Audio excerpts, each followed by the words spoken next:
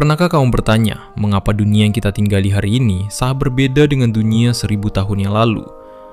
Mengapa manusia kini bebas mempertanyakan, meneliti, menciptakan, bahkan mengkritik keyakinan dan kekuasaan? Padahal pernah ada masa ketika hampir setiap jawaban tentang kehidupan dianggap sudah tersedia, ketika otoritas lebih dihormati daripada rasa ingin tahu, dan ketika mempertanyakan sesuatu dapat membawa konsekuensi yang sangat berat. Namun sejarah menunjukkan bahwa tidak ada peradaban yang selamanya diam. Selalu ada masa ketika manusia mulai bertanya, mulai meragukan, dan akhirnya mulai berpikir dengan cara yang benar-benar baru.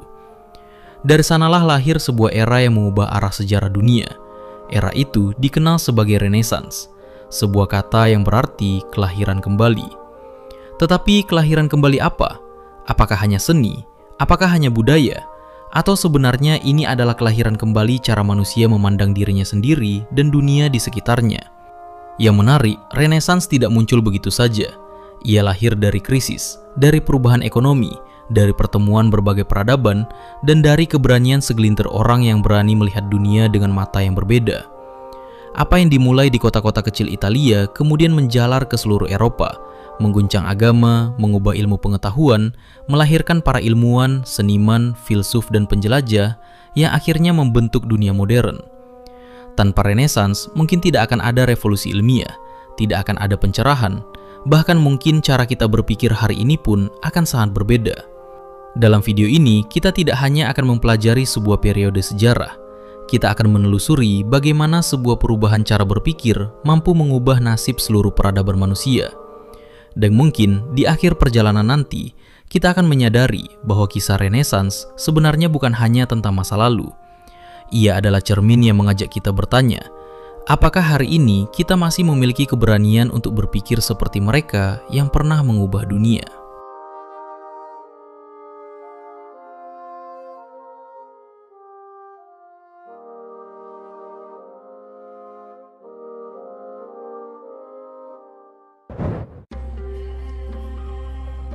Untuk memahami mengapa Renaissance begitu penting, kita harus kembali ke Eropa beberapa abad sebelumnya. Bayangkan sebuah benua yang dipenuhi kerajaan-kerajaan kecil, benteng-benteng batu, desa-desa pertanian, dan gereja-gereja yang menjadi pusat kehidupan masyarakat. Sebagian besar orang tidak bisa membaca, pendidikan hanya dapat diakses oleh kalangan tertentu, sementara pengetahuan disimpan di biara-biara dan perpustakaan yang jumlahnya sangat terbatas. Kehidupan sehari-hari sangat dipengaruhi oleh agama, dan gereja memiliki peran yang luar biasa besar, bukan hanya dalam urusan spiritual, tetapi juga dalam pendidikan, politik, hukum, hingga kehidupan sosial. Bagi banyak orang pada masa itu, dunia dipahami melalui ajaran yang diwariskan dari generasi ke generasi. Otoritas lebih dipercaya daripada pengamatan pribadi. Tradisi lebih dihormati daripada gagasan baru. Namun penting untuk dipahami bahwa menyebut seluruh abad pertengahan sebagai zaman kegelapan adalah penyederhanaan yang kurang tepat. Pada masa inilah lahir banyak universitas pertama di Eropa, berkembang berbagai inovasi di bidang pertanian, arsitektur, dan filsafat skolastik. Dunia Islam juga memainkan peran besar dalam menjaga dan mengembangkan karya-karya ilmuwan Yunani kuno, yang kelak kembali memengaruhi Eropa. Meski demikian, dibandingkan dengan perubahan besar yang akan datang, ritme perkembangan masyarakat memang relatif lambat. Sistem feodal membuat sebagian besar rakyat bekerja untuk para bangsawan, sementara kekuasaan politik sering terpecah dan diwarnai peperangan. Wabah, kelaparan, dan konflik menjadi bagian dari kehidupan. Lalu datanglah serangkaian peristiwa yang perlahan mengguncang fondasi lama. Perdagangan mulai berkembang pesat, kota-kota tumbuh semakin makmur, muncul kelas pedagang yang kaya, dan hubungan dengan dunia luar semakin terbuka. Sedikit demi sedikit, masyarakat mulai melihat bahwa ada kemungkinan lain selain tatanan yang selama ini mereka kenal. Pertanyaan-pertanyaan baru mulai bermunculan, benih perubahan telah ditanam. Dunia lama belum runtuh, tetapi sebuah dunia baru sedang bersiap untuk lahir.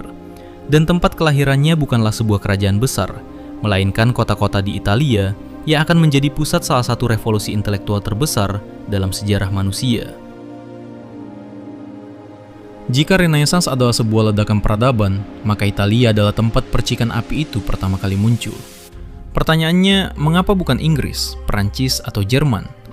Jawabannya terletak pada letak geografis, kekayaan ekonomi, dan warisan sejarah yang dimiliki Italia. Berbeda dengan banyak wilayah Eropa yang masih didominasi sistem feodal, Kota-kota seperti Florence, Venesia, Genoa, dan Milan berkembang menjadi pusat perdagangan internasional. Kapal-kapal dagang datang silih berganti membawa sutra, rempah-rempah, logam mulia, dan berbagai komoditas dari timur. Perdagangan ini menciptakan kelas baru, yaitu para pedagang dan bankir kaya yang tidak hanya ingin mengumpulkan harta, tetapi juga meninggalkan warisan budaya. Salah satu keluarga paling berpengaruh adalah Medici di Florence. Dengan kekayaan mereka, para seniman, ilmuwan, arsitek, dan filsuf memperoleh perlindungan finansial untuk berkarya tanpa harus sepenuhnya bergantung pada istana atau gereja. Di saat yang sama, Italia juga dikelilingi oleh jejak kejayaan Romawi kuno. Reruntuhan bangunan megah, patung-patung klasik, dan naskah kuno terus mengingatkan masyarakat bahwa pernah ada sebuah peradaban luar biasa yang menjunjung tinggi seni, logika, dan filsafat. Keadaan semakin berubah ketika Konstantinopel jatuh ke tangan Kesultanan Utsmaniyah pada tahun 1453. Banyak cendekiawan Bizantium melarikan diri ke Italia sambil membawa manuskrip-manuskrip Yunani yang selama berabad-abad tersimpan di timur. Karya Plato, Aristoteles, Euclid, dan para pemikir klasik kembali dipelajari dengan semangat baru. Bersamaan dengan itu, pengetahuan dari dunia Islam dalam bidang matematika, astronomi, kedokteran, dan filsafat juga telah lebih dahulu mengalir ke Eropa melalui Andalusia, Sisilia, dan jalur perdagangan Mediterania. Semua unsur itu bertemu di Italia, membentuk lingkungan yang sangat subur bagi lahirnya ide-ide baru. Renaissance bukan muncul karena satu tokoh atau satu peristiwa, melainkan karena berbagai faktor sejarah bertemu pada waktu dan tempat yang tepat. Di balik lukisan-lukisan indah dan bangunan megah Renaissance, sebenarnya ada sebuah revolusi yang jauh lebih besar. Revolusi cara berpikir. Revolusi ini dikenal sebagai humanisme. Jika selama berabad-abad perhatian masyarakat lebih banyak diarahkan pada persoalan ketuhanan dan kehidupan setelah kematian, kini sebagian cendekiawan mulai kembali mempelajari manusia itu sendiri, kemampuannya, akalnya, emosinya, dan potensinya. Tokoh seperti Francesco Petrarch sering disebut sebagai bapak humanisme karena mendorong masyarakat untuk membaca kembali karya-karya klasik Yunani dan Romawi, bukan sekedar menghafalnya, tetapi menggunakannya untuk memahami kehidupan. Bagi kaum humanis, manusia bukan makhluk yang harus berhenti bertanya. Justru rasa ingin tahu adalah anugerah yang harus dikembangkan. Pendidikan mulai dipandang sebagai jalan untuk membentuk manusia yang utuh, bukan hanya ahli dalam satu bidang. Sastra, sejarah, filsafat, retorika, dan etika dipelajari untuk melatih cara berpikir yang kritis dan bijaksana. Yang menarik, humanisme pada masa awal tidak selalu bertentangan dengan agama. Banyak tokohnya tetap religius, tetapi mereka percaya bahwa iman dan akal dapat berjalan berdampingan. Mereka mulai mengoreksi teks-teks kuno, membandingkan berbagai sumber, dan mendorong pembelajaran bahasa Yunani serta Latin agar masyarakat dapat membaca naskah asli, bukan hanya menerima tafsiran orang lain. Dari sinilah perlahan tumbuh kebiasaan untuk mempertanyakan, menguji, dan mencari bukti. Cara berpikir inilah yang nantinya menjadi fondasi ilmu pengetahuan modern. Ketika cara berpikir berubah, seni pun ikut berubah. Sebelum Renaissance, banyak karya seni dibuat lebih sebagai simbol keagamaan daripada gambaran nyata tentang kehidupan. Namun para seniman Renaissance mulai bertanya, bagaimana jika dunia dilukis sebagaimana adanya? Bagaimana jika tubuh manusia dipahami melalui anatomi? Bagaimana jika cahaya, bayangan, dan perspektif digunakan untuk menciptakan ilusi ruang yang nyata? Pertanyaan-pertanyaan inilah yang melahirkan revolusi dalam dunia seni. Leonardo da Vinci bukan hanya seorang pelukis, tetapi juga ilmuwan, insinyur, dan pengamat alam yang luar biasa.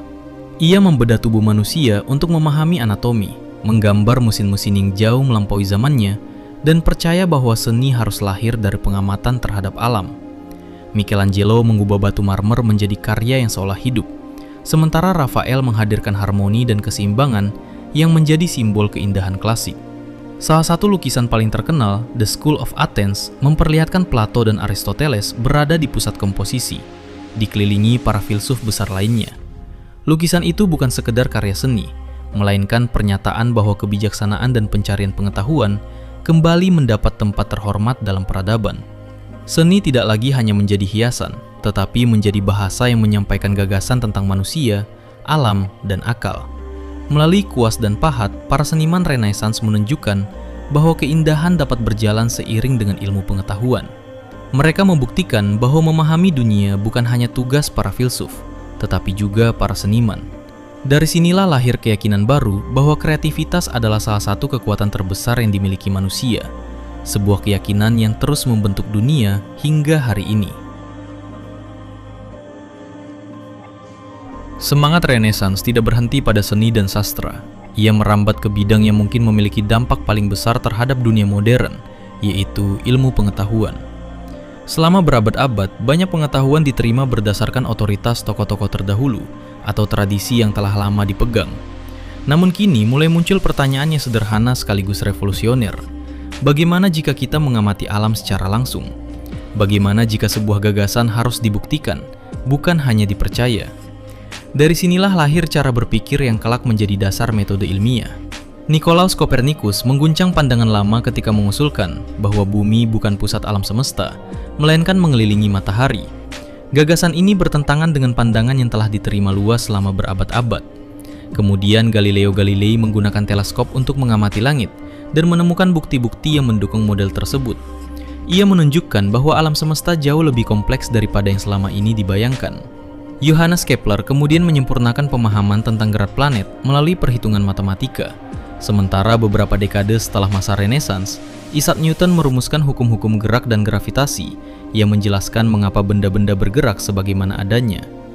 Perubahan terbesar bukan hanya pada penemuannya, tetapi pada cara berpikirnya. Manusia mulai menyadari bahwa alam memiliki hukum yang dapat dipelajari melalui pengamatan, eksperimen, dan penalaran.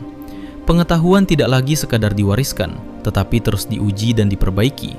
Semangat inilah yang menjadi fondasi sains modern dan mengubah hubungan manusia dengan dunia di sekitarnya. Namun semua gagasan besar itu mungkin tidak akan menyebar begitu cepat tanpa sebuah penemuan yang tampak sederhana. Pada pertengahan abad ke-15, Johannes Gutenberg mengembangkan teknologi huruf cetak yang dapat digunakan berulang kali.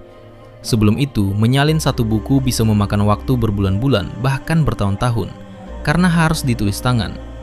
Akibatnya, buku menjadi barang yang sangat mahal dan hanya dimiliki oleh kalangan tertentu. Mesin cetak mengubah semuanya. Dalam waktu yang jauh lebih singkat, ratusan bahkan ribuan salinan buku dapat diproduksi. Biaya menurun, akses terhadap pengetahuan meningkat, dan semakin banyak orang belajar membaca. Ide-ide baru kini dapat menyebar melintasi kota, kerajaan, bahkan benua dalam waktu yang belum pernah terjadi sebelumnya. Para ilmuwan dapat membaca penelitian satu sama lain. Para filsuf dapat memperdebatkan gagasan melalui tulisan. Karya-karya Yunani dan Romawi yang telah lama terlupakan kembali beredar luas. Bahkan beberapa dekade kemudian, reformasi gereja yang dipimpin Martin Luther juga memperoleh dorongan besar karena pamflet dan terjemahan Alkitab dapat dicetak serta disebarkan kepada masyarakat luas. Mesin cetak menjadi katalis yang mempercepat perubahan. Jika Renaissance adalah api, maka mesin cetak adalah angin yang membuat nyalanya menyebar ke seluruh Eropa. Pengetahuan tidak lagi dimiliki segelintir orang. Ia mulai menjadi milik masyarakat.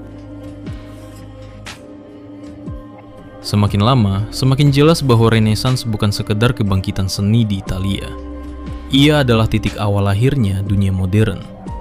Dari semangat untuk berpikir kritis, lahir reformasi gereja yang mengubah peta keagamaan Eropa. Dari keberanian mengamati alam, lahir revolusi ilmiah yang melahirkan teknologi-teknologi baru. Dari berkembangnya perdagangan dan pengetahuan, lahir zaman penjelajahan, ketika bangsa-bangsa Eropa berlayar ke berbagai penjuru dunia, membuka jalur perdagangan baru, sekaligus membawa konsekuensi besar berupa kolonialisme dan perebutan kekuasaan. Beberapa abad kemudian, semangat menggunakan akal melahirkan zaman pencerahan atau Enlightenment. Para filsuf seperti John Locke, Montesquieu, Voltaire, dan Jean-Jacques Rousseau mulai membicarakan hak-hak individu, kebebasan, pemerintahan, dan keadilan. Gagasan-gagasan mereka kemudian memengaruhi Revolusi Amerika dan Revolusi Prancis, serta menjadi dasar bagi banyak sistem demokrasi modern. Universitas berkembang pesat, penelitian menjadi bagian penting dari kehidupan akademik, dan inovasi terus bermunculan hingga akhirnya mendorong revolusi industri. Hampir setiap aspek kehidupan modern, mulai dari pendidikan, sains, seni, teknologi, hingga cara kita memandang kebebasan berpikir, memiliki jejak yang dapat ditelusuri kembali ke masa Renaissance. Dunia yang kita kenal hari ini bukanlah hasil dari satu penemuan atau satu tokoh, melainkan hasil dari sebuah perubahan besar dalam cara manusia memandang dirinya sendiri. Renaissance mengajarkan bahwa ketika manusia diberi kebebasan untuk berpikir, bertanya, dan mencari kebenaran, maka seluruh arah peradaban dapat berubah. Ketika kita mendengar kata Renaissance, yang terbayang biasanya adalah lukisan indah, patung-patung megah, penemuan ilmiah, dan lahirnya pemikir-pemikir besar. Semua itu memang benar, namun sejarah jarang sekali hanya memiliki satu sisi. Di balik kebangkitan ilmu pengetahuan dan seni, Renaissance juga membuka pintu bagi berbagai perubahan yang tidak selalu membawa kebaikan bagi semua orang. Semangat penjelajahan yang lahir pada masa ini mendorong bangsa-bangsa Eropa berlayar ke berbagai penjuru dunia. Mereka menemukan wilayah-wilayah baru menurut sudut pandang mereka. Tetapi bagi masyarakat yang telah lama tinggal di sana, kedatangan itu seringkali berarti penaklukan, perampasan sumber daya, penyebaran penyakit, dan hilangnya kebebasan. Dari sinilah kemudian berkembang era kolonialisme yang berlangsung selama berabad-abad. Di sisi lain, persaingan antar negara menjadi semakin tajam. Kemajuan teknologi dan ekonomi tidak hanya digunakan untuk meningkatkan kesejahteraan, tetapi juga untuk memperkuat militer dan memperluas kekuasaan. Ironisnya, akal yang mampu menciptakan karya seni luar biasa juga mampu menciptakan cara-cara baru untuk berperang. Bahkan di dalam masyarakat Eropa sendiri, tidak semua orang langsung menikmati hasil Renaissance. Pendidikan masih terbatas bagi banyak kalangan, kesenjangan sosial tetap ada, dan perubahan seringkali memicu konflik politik maupun keagamaan. Artinya, Renaissance bukanlah kisah tentang dunia yang tiba-tiba menjadi sempurna. Ia adalah kisah tentang perubahan besar yang membawa peluang sekaligus tantangan. Inilah pelajaran penting dari sejarah. Setiap lompatan peradaban selalu memiliki konsekuensi. Kemajuan bukan hanya soal apa yang dapat dilakukan manusia, tetapi juga bagaimana manusia memilih menggunakan kemampuan tersebut. Pengetahuan dapat membebaskan, tetapi tanpa kebijaksanaan, pengetahuan juga dapat menjadi alat untuk menguasai. Karena itu, Renaissance tidak hanya mewariskan kecerdasan, tetapi juga tanggung jawab moral yang masih relevan hingga hari ini. Lebih dari 5 abad telah berlalu sejak Renaissance mengubah wajah Eropa. Namun jejaknya masih terasa di setiap sudut kehidupan kita. Ketika kita belajar di sekolah atau universitas, ketika ilmuwan mengembangkan obat baru, ketika seniman menciptakan karya yang menginspirasi, ketika seseorang berani mengajukan pertanyaan dan mencari jawaban melalui bukti, semangat Renaissance masih hidup. Tetapi dunia terus berubah. Kini kita hidup di era internet, kecerdasan buatan, dan banjir informasi. Pengetahuan dapat diakses hanya dalam hitungan detik, namun di saat yang sama, misinformasi juga menyebar dengan kecepatan yang sama. Kita memiliki teknologi yang belum pernah dibayangkan oleh Leonardo da Vinci, tetapi kita juga menghadapi tantangan yang tidak pernah ia kenal: polarisasi, manipulasi informasi, krisis lingkungan, dan pertanyaan-pertanyaan etis tentang masa depan teknologi. Karena itu, mungkin pertanyaan yang paling penting bukanlah apa itu Renaissance. Pertanyaan yang lebih penting adalah, apakah semangat Renaissance masih ada di dalam diri kita? Apakah kita masih memiliki keberanian untuk berpikir kritis tanpa kehilangan kerendahan hati? Apakah kita masih mau belajar dari berbagai peradaban, mendengarkan pandangan yang berbeda, dan mengubah pendapat ketika bukti menunjukkan arah yang lain? Renaissance sejati bukanlah tentang hidup pada abad ke-15. Renaissance adalah keberanian untuk keluar dari cara berpikir yang sempit dan terus mencari pemahaman yang lebih baik tentang dunia. Sejarah menunjukkan bahwa peradaban maju bukan karena manusia memiliki semua jawaban, melainkan karena mereka tidak pernah berhenti mengajukan pertanyaan. Dan mungkin, di tengah dunia yang terus berubah ini, itulah warisan terbesar Renaissance yang masih layak kita jaga.